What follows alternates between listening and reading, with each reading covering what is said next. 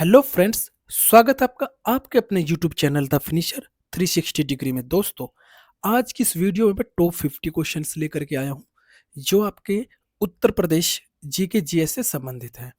और इसे नहीं पढ़ा तो कुछ नहीं पढ़ा, बिल्कुल सही बात है, क्योंकि इसमें उत्तर प्रदेश जीके के जीएस के हर एक टॉपिक से मैंने क्वेश्चन लिए हैं।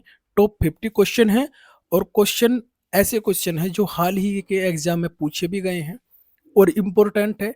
इसमें योजनाएं हैं, जलवायु क्षेत्र है, कृषि पशुपालन और भी अन्य क्षेत्र सभी से संबंधित मैंने प्रशासन से सभी से क्वेश्चन इसमें लिए हैं। आप इसको देखना और अंत में आप अपना स्कोर जरूर बताना कि आपने इसमें से 50 में से कितने क्वेश्चन आपने इसमें सही किए हैं। ये आप कमेंट में जरूर बताना। चलिए बिना देरी के स्टार्ट कर लेते हैं। दोस्तों, चैनल पर पहली बार अगर विजिट हुए हैं, चैनल को सब्सक्राइब जरूर कर लेना, लाइक कमेंट और शेयर तो कर देना अगर वीडियो पसंद आई। देखिए भाई, चलो आगे शुरुआत कर लेते हैं। पहला है क्वेश्चन कि धूमपक्त उत्तर प्रदेश में एक क्या है, लोकप्रिय लोकप्रिय प्रक्रिया है धूमपक्त। तो इसमें चार ऑप्शन दिए गए हैं। इस चार ऑप्शन में से मैं चार ऑप्शन पढ़ूंगा नहीं, आपको 5 सेकंड का समय दूंगा जो आप बता सके। आप अपना स्कोर भी चेक करके कमेंट में बताना कितना रहा, ताकि आपकी पता चले कि आप यूपीजीके में कितना आपका कवर हुआ है। तो धूमपक्त मैं बता देता हूँ, ये व्यंजन पकाने की विधि है। और ये जो विधि है ना, ये लखनवी विधि है। लखनऊ की विधि है व्यंजन पकाने की विधि। ठीक है। इसमें जो मांसाहारी भोजन पकाया जाता है, कौन सा मांसाहारी भोजन है, ये आपको इतना याद रख लेना है। ठीक है। नेक्स्ट, भोजन के समय खाद्य पदार्थों को सजाने की औपचारिक परंपरा कौन सी है। जो भोजन के समय जो खाद्य पदार्थ होते हैं, यानी जो खाने की जो सामान होते हैं, जो चीजें हैं जो हमने बनाई हैं, व्यंजन, उन सबको जो सजावट होती है उसको बताना, वो उसको क्या बोलते हैं। तो क्या बोलते हैं, चिकनकारी बोलते हैं क्या? नहीं, चिकनकारी होता है, कढ़ाई होती है कपड़ों पर, कपड़ों पर रेशम से, हाथों से जो बनाई जाती है कढ़ाई। चिकनकारी कहाँ की फेमस है? ये लखनऊ की फेमस है। कहाँ की है ना? लखनऊ की फेमस है। तो इसको बोलते हैं दस्तरखान। क्या बोलते हैं? दस्तरखान। ऑप्शन बी आपका सही हो जाएगा। नेक्स्ट आपका देखते हैं तीसरा क्वेश्चन। हरदौल कथा विशेष रूप से कहाँ के लोकगीत है? हरदौल कथा, नंबर एक चीज की हरदौल कथा क्या है? ये लोकगीत है। तो कहाँ के हैं ये? चार ऑप्शन दिए गए हैं, इसमें सही आपको बताना कहाँ के हैं। तो चलिए मैं बता देता हूँ, ये आपके बुंदेलखंड के हैं। कहाँ के हैं? बुंदेलखंड के। ये कहावत है कि जो ओरछा के राजा थे, ओरछा के राजा, क्या नाम था उनका? हरदौल। ये बताया जाता है कि किसी भी विवाह में उनको निमंत्रण भेजा जाता है। अगर उनको निमंत्रण भेजते हैं तो बोलते हैं कि भाई विवाह अच्छी तरह संपन्न हो जाता है। ये किवदंती भी बोल सकते हैं एक तरह से। तो नेक्स्ट क्वेश्चन देखते हैं कि उत्तर प्रदेश के आगरा में आयोजित बटेश्वर मेले की मुख्य विशेषता क्या है?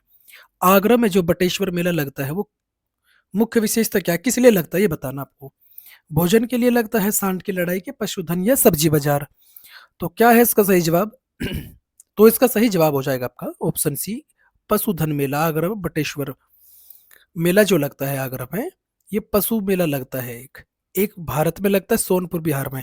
ठीक है। नेक्स्ट, आगरा घराने के उस्ताद थे विलायत हुसैन खान। इंपॉर्टेंट है ये कि आगरा घराने से संबंधित थे कौन? उस्ताद विलायत हुसैन खान। किस उपनाम से कई रागों में बंदिशों की रचना करी इन्होंने? इनका एक उपनाम बताना है।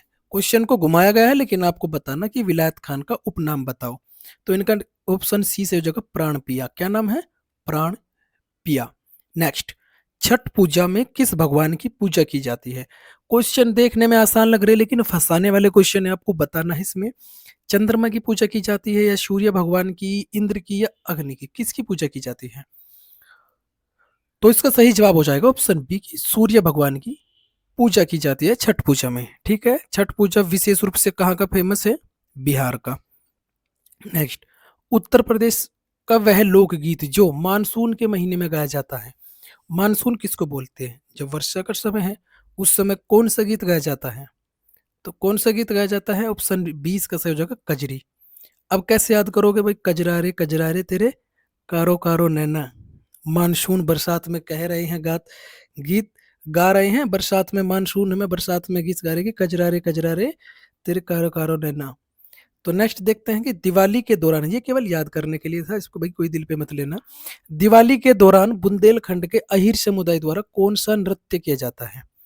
यानी बुंदेलखंड का अहीर समुदाय द्वारा कौन सा नृत्य किया जाता है? तो कौन सा नृत्य करते हैं? चार ऑप्शन आपको दिए गए हैं, नटवाड़ी, भगोरिया, पाई डंडा या फिर छपेली। तो इसका सही जवाब कौन सा है? चलिए मैं बता देता हूँ, उसका सही जवाब ऑप्शन सी, पाई डंडा। पाई डंडा नृत्य किया जाता है। ठीक है, भगोरिया नृत्य जो है वो एमपी का प्रसिद्ध है, मध्य प्रदेश में किया जाता है, और इसकी एक मान्यता है, होली के त्योहार पर मनाया जाता है ये। और इसमें क्या होता है, जो लड़कियां होती है वो अपना जीवन साथी चुनती हैं। क्या करती है? लड़कियां अपना जीवन साथी चुनती है से। छपेली आपका एचपी का नृत्य है, यानी हिमाचल प्रदेश का। कहाँ का है? हिमाचल प्रदेश का। तो इतनी जानकारी मिल गई। नेक्स्ट, किस अवसर पर सोहर लोकगीत का गायन किया जाता है? तो सोहर लोकगीत का गायन किस अवसर पर किया जाता है, ये आपको बताना। मुंडन पर बच्चे के, या जन्म पर, विवाह या नामकरण पर। चार ऑप्शन में से कौन सा सही हो जाएगा? तो ऑप्शन 20 का सही हो जाएगा, बच्चे के जन्म पर किया जाता है। ये हमारा जैसे लखनऊ, अयोध्या, अवध क्षेत्र में किया जाता है, ये अवध क्षेत्र में फेमस है ये। जैसे अवध में आपका कौन सा, लखनऊ और अयोध्या, ये क्षेत्र है, यहाँ पर ये गायन किया जाता है इसका, सोहर का। उत्तर प्रदेश का प्रमुख लोकगीत क्या है? लोकगीत क्या होता है उत्तर प्रदेश का प्रमुख? कव्वाली है क्या, टप्पा, बिरहा, धमार? धमार कौन सा है? चार ऑप्शन में से अपना जवाब लिखिए। मैं आपको देखो समय दे रहा हूँ, वैसे मैं इस स्पीड से लगाने वाला हूँ क्वेश्चन, लेकिन मैं इसलिए समय दे रहा हूँ कि ताकि आप जांच सकें कि आप कितना सही कर रहे हैं, फिर मुझे कमेंट में बताएं स्कोर। तो ऑप्शन सी इसका सही हो जाएगा, बिरहा। कौन सा लोकगीत है? बिरहा। नेक्स्ट, शतरंज के खिलाड़ी पुस्तक के लेखक कौन है? बताओ इसका। ये तो बहुत आसान है, शतरंज के खिलाड़ी पुस्तक के लेखक, चार ऑप्शन दिए गए, कौन से हैं? तो इसका सही जवाब होगा ऑप्शन ए, मुंशी प्रेमचंद। कौन है? मुंशी प्रेमचंद। नेक्स्ट है, उत्तर प्रदेश में पहली बार, मैं, मेरी एक आदत है कि मैं क्वेश्चन को लंबा नहीं खींचता, मैं ये रखता हूँ कि मैं क्वेश्चन में ही सब कुछ लिख दूं। अब ज्यादा, अब मैं चाहता इससे दो क्वेश्चन बना लेता। कैसे? कि उत्तर प्रदेश में दैनिक समाचार पत्र हिंदुस्तान कब प्रकाशित किया गया था? फिर दूसरा बनाता कि उत्तर प्रदेश में पहली बार प्रकाशित होने वाले दैनिक समाचार पत्र हिंदुस्तान के संपादक कौन थे? दो बनाता, लेकिन मैंने एक में डाल दिया। क्या मतलब? मैं चाहता हूं कि आप कम समय में ज्यादा तैयारी करें। भैया आपके साथ कोई खिलवाड़ नहीं करेंगे। उत्तर प्रदेश में पहली बार यानी कब? 1887 में प्रकाशित होने वाले दैनिक समाचार हिंदुस्तान था, दैनिक समाचार के संपादक कौन थे? तो इसका सही जवाब चार ऑप्शन में से कौन सा, वो आपको बताना है। चलिए मैं बता देता हूं, ऑप्शन बी, मदन मोहन मालवीय इसका सही जवाब हो जाएगा, ऑप्शन बी। नेक्स्ट, आज तक उत्तर प्रदेश में विधानसभा का गठन कितनी बार हुआ? तो घुमाकर पूछे गए क्वेश्चन है ये 2025 के क्वेश्चन है, जो 2025 के एग्जाम में पूछे गए भैया, नए नए क्वेश्चन है बिल्कुल। आज तक उत्तर प्रदेश में विधानसभा का गठन कितनी बार हुआ, ये पूछना चाह रहा है कि ये उत्तर प्रदेश में कौन से नंबर की विधानसभा चल रही इस समय? तो कौन सी चल रही? 18वीं चल रही। कौन सी? 18वीं। तो 18 बार हुआ। तो देखो नेक्स्ट क्वेश्चन इसी से संबंधित है कि उत्तर प्रदेश की 18वीं विधानसभा के अध्यक्ष कौन है? तो योगी आदित्यनाथ तो कौन है? सीएम है। और ये कौन है? वी सुरेश खन्ना, ये तो हमारे वित्त मंत्री हैं। तो नितिन अग्रवाल है नहीं, तो कौन बचा? Option C, Satish Mahana. कौन बचा? सतीश महाना। नेक्स्ट क्वेश्चन बहुत मजेदार क्वेश्चन है, हर एक टॉपिक से उत्तर प्रदेश यूपी जीके के क्वेश्चन लिए हैं, और ये क्वेश्चन मोस्ट इंपोर्टेंट 2025 के एग्जाम में पूछा गया क्वेश्चन है ये 2025 में। इसमें बताना कि उत्तर प्रदेश में जो गोमती नदी बेसिन के अंतर्गत कौन से जिले आते हैं। अच्छा, बेसिन क्या होता है? बेसिन सबसे पहले मैं बताता हूँ, जब बहुत सारी नदियां मिलकर किसी एक नदी में अपने जल गिरा देती है तो वो होता है बेसिन। समझ में आ गए? अब इसमें हमें बताना कौन सा है। अगर आप चार ऑप्शन देखो, खुद से बताओ, फिर मैं आपको बहुत आसान भाषा से समझाता हूँ, आप समझ जाएंगे। माइंड में बिल्कुल छाप दूंगा इस क्वेश्चन को। अब देखो कैसे है। गोमती नदी जो होती है वो पीलीभीत से निकलती है, पीलीभीत के गोमतताल से।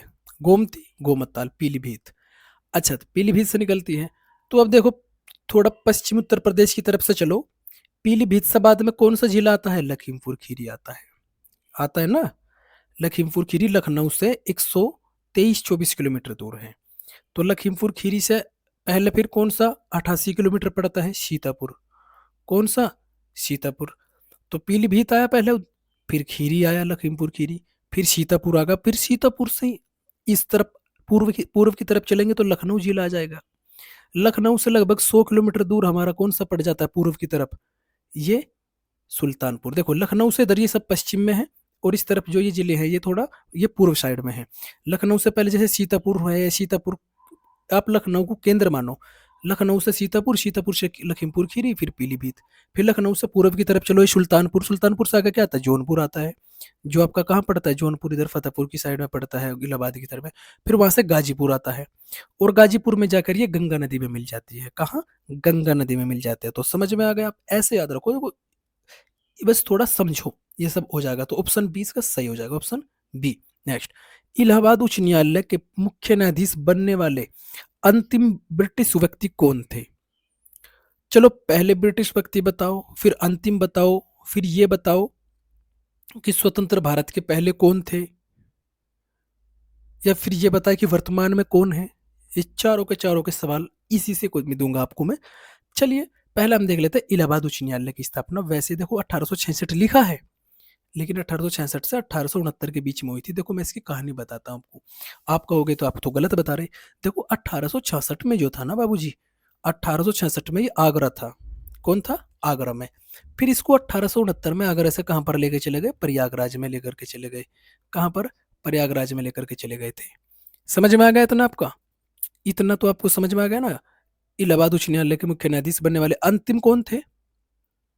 वर्तमान में इलाहाबाद उच्च न्यायालय में लगभग 160 के करीब जज हैं, और इसके जो अंतिम ब्रिटिश व्यक्ति थे वो थे सर OH मंथुम मूथम।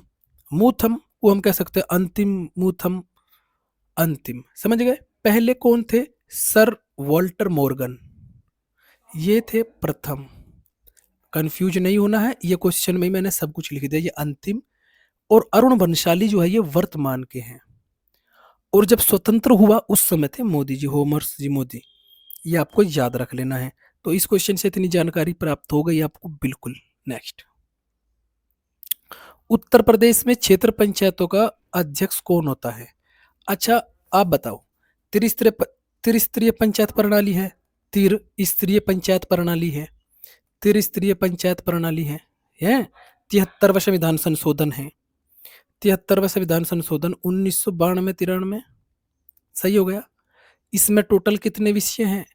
विषय कौन से हैं? टोटल विषय है टोटल 18, इसमें है 29 विषय। 73 में 29 विषय हैं। अनुसूची कौन सी है? अनुसूची, अनुसूची, अनुसूची ऐसे बनेगा। अनुसूची कौन सी है? 11वीं। समझ में आ गए? और इसमें ग्राम स्तर पर 3 स्तर है, ग्राम पंचायत ग्राम स्तर पर, क्षेत्र पंचायत क्षेत्र स्तर पर, क्षेत्र पंचायत, और फिर जिला पंचायत। इसी के तो अंग है ये। ग्राम स्तर पर कौन होता है? प्रधान जी होते हैं भाई, हमारे गांव पे होते हैं ना प्रधान जी। क्षेत्र पंचायत में होता है ब्लॉक प्रमुख। इसका सही जवाब होगा ऑप्शन बी, ब्लॉक प्रमुख होता है। और सबसे बड़ी चीज, 1 साल तक तो आप अविश्वास प्रस्ताव इसका ला ही नहीं सकते, कि 1 साल से पहले तो आप इनको हटा ही नहीं सकते। 1 साल तो कंप्लीट ही करेंगे, उसके बाद भाई आप अविश्वास प्रस्ताव ला दो, वो अलग बात है। जिला पंचायत अध्यक्ष होता है, जिला पंचायत का जिला पंचायत अध्यक्ष होता है। और इस क्वेश्चन को ध्यान से देखना, आप इरिटेट ना होना दोस्तों। अब बताता हूँ कैसे। तो ग्राम पंचायत होती है हमारी, ये ग्राम पंचायत होती है 58,189 है इस समय ग्राम पंचायत, ये आपको याद रख लेना है। क्षेत्र पंचायत वर्तमान में 826 होती है। जितनी क्षेत्र पंचायत है उतनी आपके ब्लॉक होते हैं, इसलिए ब्लॉक प्रमुख होता है। समझ में आ गई? जिला पंचायत जितने जिले उतनी जिला पंचायत, यानी 75। ये आपको याद रख लेना मेरे मित्र, मेरे दोस्तों, ये आपको समझना है। उत्तर प्रदेश का ललितपुर जिला किसका हिस्सा है?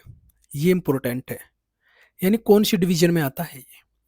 तो इसके 4 ऑप्शन है, मैं बता देता हूँ, आप परेशान मत होइए। झांसी डिवीजन का हिस्सा है, झांसी का। जो क्वेश्चन ज्यादा कंफ्यूज वाला मैं उसका उत्तर आपको तुरंत बता दूंगा, ये झांसी डिवीजन का है। समझ में आ गया? नेक्स्ट, उत्तर प्रदेश में सबसे कम समय के लिए मुख्यमंत्री कौन बना था? सबसे कम समय के लिए तो कौन बना था? 4 ऑप्शन है। तो ये बनेगा आपका चंद्रभान गुप्ता। मात्र 20 दिन के लिए मुख्यमंत्री बने थे ये, 20 दिन के लिए, समझ गए। नेक्स्ट, उत्तर प्रदेश के गृह विभाग के प्रमुख सचिव कौन है? कंफ्यूज मत हो, डायरेक्ट देखो, गृह सचिव पूछा है कि यूपी के गृह सचिव कौन है, समझ में आया कौन है?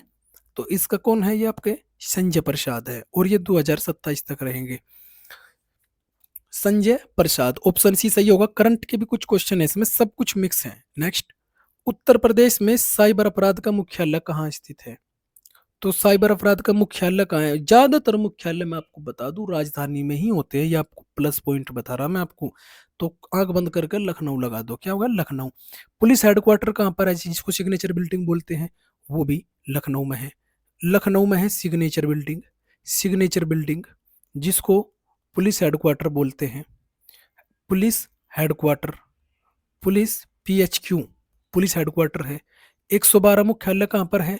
112 मुख्यालय लखनऊ में है। 1090 कहाँ पर है? लखनऊ में है। ठीक है। IIM भारतीय प्रबंधन संस्थान कहाँ पर है? लखनऊ में। ये कुछ चीजें। गन्ना शोध संस्थान, गन्ना शोध संस्थान ये कहाँ पर है? ये भी लखनऊ में है, ये भी लखनऊ में है। समझ में आया? नेक्स्ट, उत्तर प्रदेश किस क्षेत्रीय परिषद का हिस्सा है? तो क्षेत्रीय परिषद टोटल अब तो 6 हो गई है, पहले 5 थी। गृह मंत्री इनका अध्यक्ष होता है, राष्ट्रपति इसका सर्वे सर्वा होता है, समझ गए। गृह मंत्री इनका अध्यक्ष होता है क्षेत्रीय परिषद का। तो कौन सी में? मध्य में आता है। मध्य में हमारे उत्तराखंड भी आते हैं, मध्य प्रदेश भी आते हैं। तो ये मध्य क्षेत्रीय परिषद का हिस्सा है उत्तर प्रदेश, आपको इतना याद रख लेना। नेक्स्ट, उत्तर प्रदेश के गौतम बुद्ध नगर जिले का मुख्यालय कहाँ है? गौतम बुद्ध नगर जिले का मुख्यालय कहाँ पर पड़ता है भाई? ये पड़ता है नोएडा में। ऑप्शन सी इसका सही हो जाएगा, नोएडा। उत्तर प्रदेश में वैट कब लागू हुआ?